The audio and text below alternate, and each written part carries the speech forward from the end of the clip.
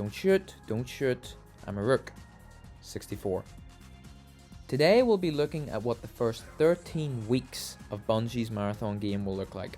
Now there's no question, this has been a rough and bumpy road. We've had the divisive, to say the least, April Alpha in 2025, which led to the delay of the game to March, and we've had art controversies and who knows what else. But as I speak, there are 11 days left until the Marathon Server Slam, and this is it. This is do or die for Marathon, do or die for arguably Bungie and arguably Destiny. This is it. People will get their teeth into the game, and if they like it, we're off. Things are great. So let's cross our fingers and hope it goes well. In any case, it would be good to look at the 13 weeks of Marathon, starting with the Server Slam, and see what's in store for us as prospective buyers, right? So let's have a look. Let's start with the Server Slam, which starts on February 26th and runs until March 2nd. So this Server Slam, it's a lot later than a lot of us expected, and it runs a lot longer than a lot of us expected. So it runs February 26th at 10 AM Pacific time. That's 4 PM UK time, and you can adjust for your own time zone there. So it's February 26th to March 2nd, so that's Thursday until Monday. And the game then launches fully that same Thursday. So you're looking at a 3-day delay between the end of the Server Slam and the launch of the full game. So for our purposes, we can effectively see the Server Slam as the soft launch of the game, early access if you will, and there is progression that carries forward from the Server Slam to the full game. So like I say, effectively a server launch, and that's why I say there's 13 weeks of Marathon to look at here, because Season 1 of Marathon itself is 12 weeks, and then you have the 1 week of the Server Slam. So let's get cracking. Let's look at what's in store. So the Server Slam itself, it will have 2 maps of a total of 4 in the full game. Those 2 maps are the 2 beginner maps. You're looking at Perimeter, which is sort of a wide, flat, beginner-focused map. Dire Marsh then is your sort of early mid-game. That's where you start to pull at the threads of the lore a bit more. You have that anomaly structure. There's lots of Marathon lore-focused YouTubers speculating on that as we speak. But you get those 2 maps of a total of 4 in the full game, and the 2 remaining maps that you'll play in the full game are Outpost, which is what we saw Burnt Peanut playing. That's where things get a bit more mechanically intense with key cards and light little puzzles and so forth. And then Cryo, which Bungie has referred to as their endgame map. They've said it will have raid-like mechanics for those of you who have played Destiny raids or any MMO raids.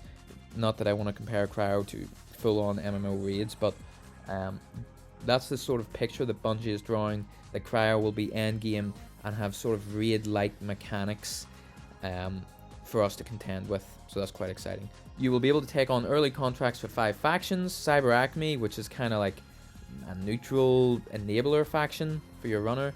New Caloric, which is focused on food. Traxxas, which is like kind of like a big faceless corporation.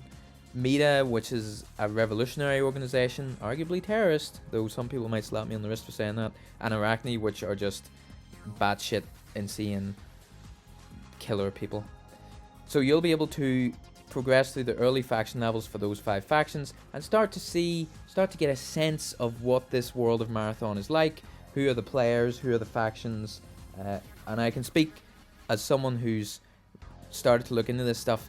Very interesting stuff indeed. I think you'll really like it.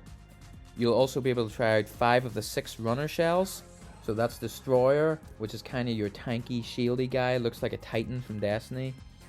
Assassin, which is sort of invisibility, hunter focused, more about sneaking around and assassinating people, I guess. Recon, which is your sort of information focused runner. Triage, which is your medic, being able to heal your team and so forth. Vandal, which seems to be very movement focused, a lot of sliding, a lot of jumping, and has a little arm cannon. And you'll also be able to try out the scavenger runner called Rook, which is sort of your, if you've played Arc Raiders, that's the equivalent of your free kit. Solo only, lets you go in, and if you're having a bad time, you can go in, loot up, and get back in the game. Worth noting, the runner you'll not be able to play as is Thief, which is a little bizarre. I'll get into that later, but Thief allows you to deploy a drone, steal people's loot. She has that sort of cable ability, which lets you jump around the map and things like that. So, and the playlist you'll be able to play in, you'll be able to play as a crew of 3, a solo runner, and you'll have proximity chat and so forth to have those viral extraction shooter moments. So that's what you'll have access to in the server slam. So you might have noticed earlier I said about progression carrying forward from the server slam to the full game launch. So you know, this is effectively the soft launch for the game, and what you can earn carrying forward to the full game is as follows. If you just play the introductory tutorial mission, that's really as far as you need to go as far as permanent aesthetics. So that will give you a unique emblem and player background that will stay in your account forever, and that'll mark you as part of the first wave of runners. Any further you play beyond that really is just extraction related gear. So you're talking equipable stuff, guns, implants, you know, stuff that will be wiped with the end of season wipe. So if you're just looking for permanent stuff tied to your account, you only need to do the tutorial mission. If you want this other stuff, which will no doubt be of benefit in season 1, but by no means permanent, you'll want to play on. And if you do play on, and there's a lot to play for, this is what you'll get. So if you complete your first contract mission, you'll get what's called the standard arrival cache. So that's 6 standard implants. Implants, if you don't know, they're sort of passive ability or passive stat buffs. So movement speed, jump height, the amount of heat you can build up before heat is built up when you sprint and jump and so forth. So very passive stat buffs. That's what you're looking at. So they'll give you 6 of those implants to buff your stats. You will get 4 runner shell cores. These have little twists on or buffs to your core runner shell abilities. Stuff like, and I'm just theorizing here, maybe extended invisibility for assassin, shield buffs for destroyer. You know, your very runner specific buffs that go beyond your core stats of movement and jumping and so forth. Weapon chip mods, you'll get 6 of those. So those are just weapon attachments effectively, and you'll get the overrun and hardline weapons. If you play on to level 10, you'll get the enhanced arrival cache. So that's 6 enhanced implants, again core stat buffs. You will get 2 runner shell cores, 2 for each shell for a total of 12. You'll get 4 more weapon attachments, and then you'll get an enhanced magnum and enhanced hardline weapon. The magnum is a very fun weapon to use, so that'll be interesting to pick up. And then if you have the stones to reach level 30, and believe you me, if the April Alpha is anything to go by, this will be a grind and a half. You'll be locked in all weekend if you want to get here.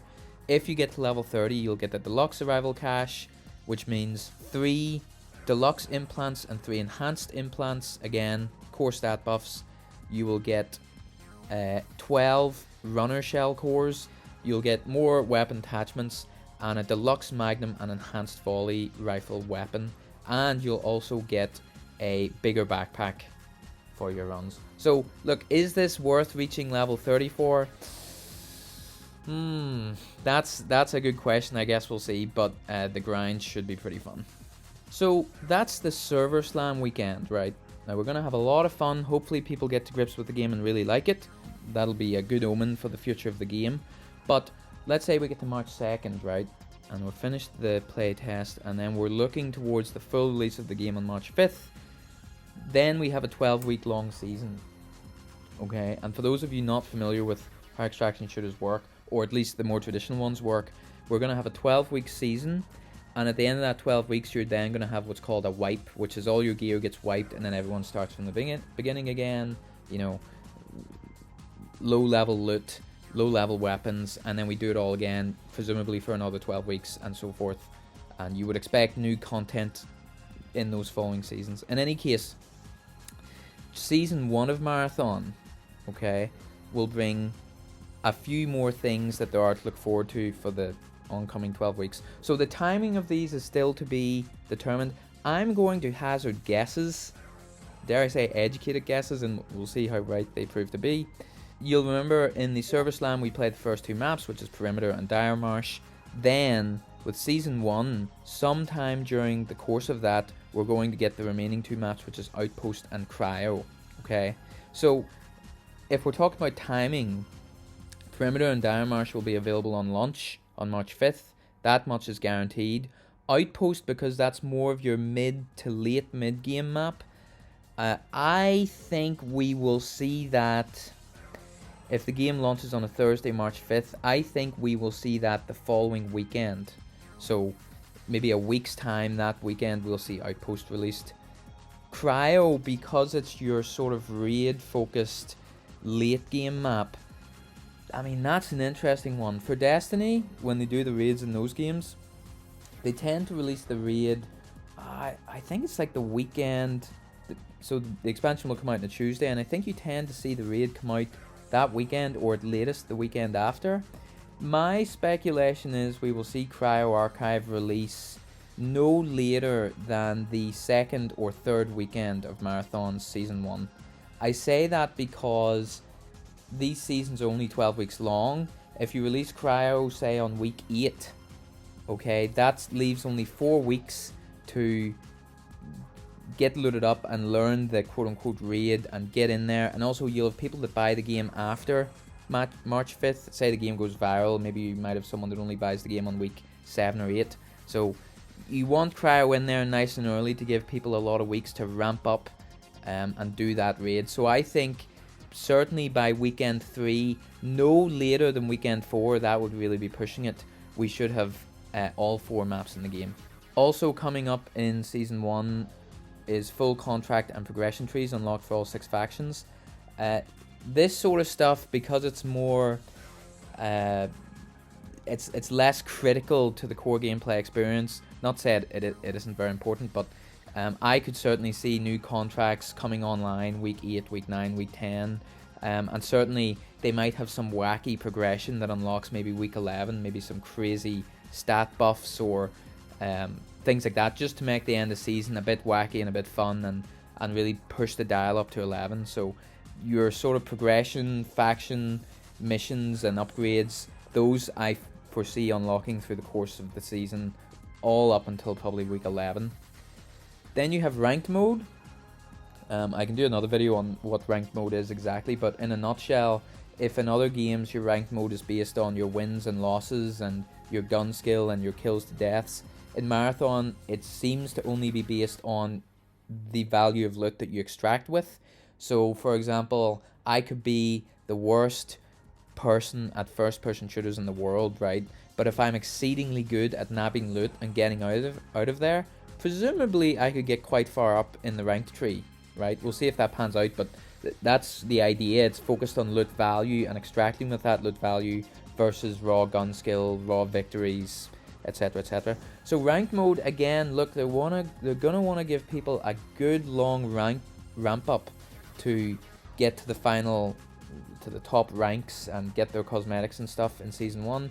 I think ranked mode drops during or after the drop of the Cryo map. So I think you're looking no later than week 4, and again I think that's really pushing it. I think more likely you're looking at week 3 for a ranked mode, and you'll have some other surprises drizzled in there, I'm sure. But that's what we're looking at for the first 13 weeks of Marathon. This server slam is crucial. If they land this and the player counts are huge and we have a good Season 1 with good player retention, you know, Sony's going to open up the checkbook and say, listen lads, whatever you want to build, you want a second raid map, go ahead Bungie, go do your thing. If however things are a bit shakier, then Season 2, Season 3, Season 4 of Marathon, you might be looking at slightly more content constrained releases, but we'll see, right? Let's cross our fingers. I know, I hope, and probably most of the people watching this hope, that the game bangs and that we have a really strong launch and a really strong server slam. So let's see. I plan to do more videos on Marathon. I've been a day oneer. I've believed from the first moment it was revealed that this was going to bang. And trust me, it's It's gonna bang. I believe it in my soul.